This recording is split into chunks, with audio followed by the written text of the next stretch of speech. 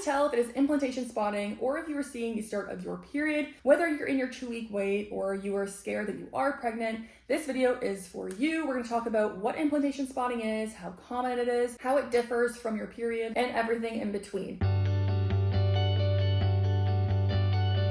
Welcome back. My name is Andrea, creator of Care to Tango. We talk about all things fertility, periods, and women's health. This video is in no way medical advice. This is for educational purposes only. Please consult your doctor about your health needs. So to understand the difference between implantation spotting and your period, we first must understand the basics of the phases of the cycle. So this is your cycle. You roughly have around 2 main phases, the follicular phase and the luteal phase. Now, right between these 2 phases is ovulation, where day 1 of the follicular phase is the first day of your full bleed. This is day 1 of your period. And the follicular phase extends from day 1 of your period up until ovulation. Once you have ovulated, you are now in your luteal phase. Now, the luteal phase is governed by the corpus luteum.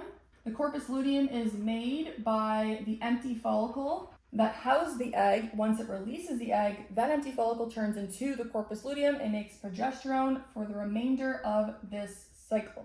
The corpus luteum only lasts so long. Typically, this is between 12 and 14 days. So the luteal phase is roughly the same length every single time, between 12 and 14 days for most people. And if you are not pregnant, you will get your period again at the end of your cycle. So because the corpus luteum is making progesterone, the drop of progesterone at the end of the cycle, confirming that you are not pregnant, leads to your next period. And then day 1 occurs, and then we do it all over again. So knowing when you ovulate is really important in figuring out whether it's implantation bleeding or your period, because implantation bleeding tends to occur earlier than your period. So let's say that this is your uterus, this is your fallopian tube, this is your ovary.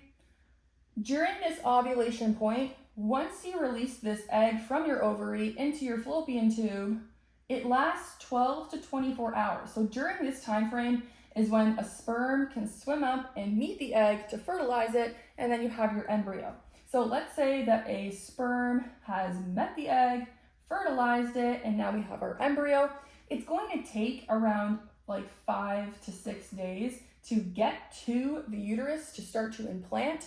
So this implantation of the embryo into the lining of the uterus, it's going to burrow in there, and this can be a bit of a harsh process, and it can disrupt some blood vessels, causing you to get a little bit of this implantation spotting. Now, because it takes so long for that embryo to actually reach the uterus and implant, you won't see the implantation spotting for at least 5 days past ovulation.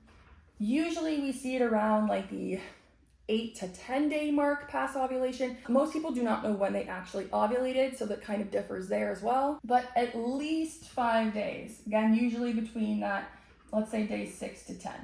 So it's super helpful to know when you actually ovulated, so you can count those days to figure out whether it might be implantation spotting, whether it is your period, early spotting if you tend to get that, or if it's just something other than ovulation, because if you didn't actually ovulate, there's no way that you're actually pregnant. And I have a lot of other videos that go into detail about how to track ovulation. Now, only about 20% of people actually see this implantation spotting. It's not good or bad. There are healthy pregnancies that have implantation spotting. There are healthy pregnancies that do not have implantation spotting. So it's not like a red flag or anything. So the main difference between implantation spotting and your period is the fact that, for one, you will see that implantation spotting around 5 DPO, whereas your period tends to happen a bit later. Again, that luteal phase is approximately 12 to 14 days long, so you probably won't see your period until the 12 to 14 day mark. Some people can see spotting prior to their period, and that can be like pretty confusing. But generally with your period, of course, it's going to pick up in volume and it's going to be longer. So whereas implantation spotting is only around 1 to 2, 3 days maximum, typically it's just between 1 and 2, where your period is going to be around 3 to 7 days. Implantation spotting is also very light. It's typically lighter than the lighter days of your period. Again, it is just a spotting. The amount that you're seeing can differ per person, but generally, again, it is very light. You probably only need a panty liner. You don't really need a pad or a tampon. You might just see a little bit when you go to the washroom, maybe in the toilet or on the piece of toilet paper. You could see a little bit in your underwear. You're not going to be seeing any clots. So there's going to be no clots. Whereas for your period, it typically is going to be the same amount of volume that you usually see. You can also see these clots, can be heavier. Implantation spotting is not heavy. Now for the color, you can see a light pink, you could see a bright red, you could see a brown, and that light pink is going to be because it's mixing with other fluids. The color can differ as well. Again, with your period, you're generally going to see heavier bleeding, so this blood tends to be a bit darker. And implantation spotting isn't generally associated with period pain. You, of course, can get some crampiness just from the implantation itself and the changes in your hormones in your body. So you can get some cramping, but it's not really super painful. It's a little bit of cramping, not super painful like your typical period pain. So these are generally the differences between your implantation spotting and your period. Some warning signs I want to point out as well. If you are experiencing any high volume of pain, or you have that start and stop bleeding where you bled for a couple days, it stops, you bled again for a couple days, it's getting heavier, you're experiencing a lot of pain, I would definitely go in because that could be a sign of an ectopic pregnancy. So an ectopic pregnancy is one that implants outside of the uterus somewhere else, and that needs medical attention. You can certainly be crampy in those early days of pregnancy and beyond, and you can experience bleeding at other times as well. Around 25% of people experience bleeding in that first trimester. This doesn't necessarily mean there's anything wrong either. Just make sure you talk to your primary care provider and they'll do a full evaluation. Other reasons for bleeding is we could just have our period.